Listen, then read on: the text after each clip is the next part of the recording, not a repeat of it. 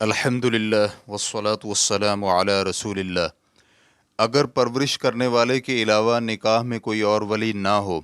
سوال کیا گیا ہے، میں ایک نوجوان مسلمان لڑکی ہوں جو ایک کافرہ ماں اور باپ کی منہ بولی بیٹی ہوں۔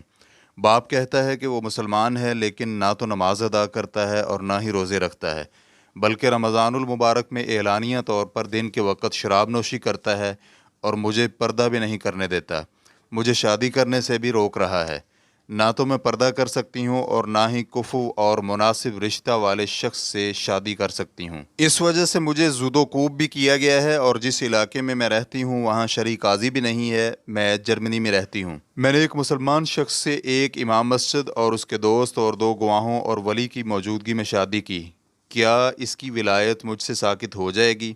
وہ میرا والد نہیں اور نہ ہی میں اپنے خاندان کو جانتی ہوں۔ اس ملک میں اس خاوند کے سوا میرا کوئی اور مسلمان رشتہ دار نہیں ہے۔ الجواب بعون الوہاب۔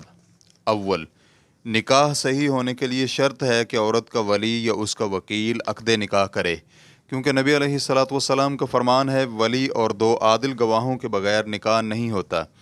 اسے عمران اور عائشہ رضی اللہ عنہما سے بہقی نے روایت کیا ہے اور علامہ البانی رحمہ اللہ نے صحیح الجامع حدیث نمبر 7557 میں اسے صحیح قرار دیا ہے۔ اور ایک حدیث میں رسول اللہ صلی اللہ علیہ وآلہ وسلم کا فرمان ہے، جس عورت نے بھی اپنے ولی کی اجازت کے بغیر نکاح کیا تو اس کا نکاح باطل ہے، اس کا نکاح باطل ہے، اس کا نکاح باطل ہے۔ ریفرنس کے لیے دیکھیے مسند احمد حدیث نمبر 24417، سنن ابی داؤد حدیث نمبر 2083، سنن ترمذی حدیث نمبر 1102، اور علامہ البانی رحمہ اللہ نے صحیح الجامع حدیث نمبر 2709 میں اسے صحیح قرار دیا ہے۔ امام ترمذی رحمہ اللہ کہتے ہیں، اس مسئلہ میں صحابہ کرام جن میں عمر بن خطاب، علی بن ابی طالب، عبداللہ بن عباس اور ابو ہریرہ رضی اللہ عنہم شامل ہیں، جن کا نبی علیہ الصلوۃ والسلام کی اس حدیث پر عمل ہے، ولی کے بغیر نکاح نہیں ہوتا۔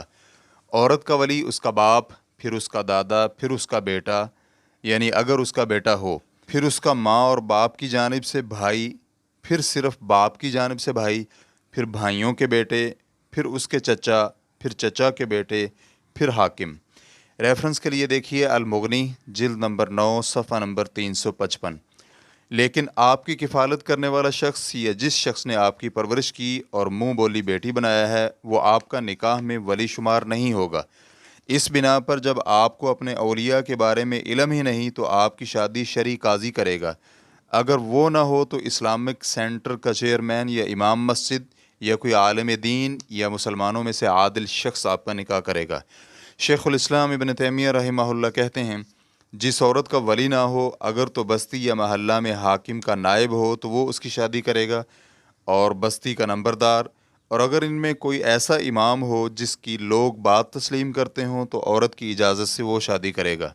ریفرنس کے لیے دیکھیے مجموع الفتاوی جلد نمبر 32 صفحہ نمبر 35۔ اور ابن قدامہ رحمہ اللہ کہتے ہیں، اگر عورت کا ولی بھی نہ ہو اور حکمران بھی نہ ہو تو امام احمد سے مروی ہے کہ عورت کی اجازت سے کوئی عادل شخص اس کی شادی کرے گا۔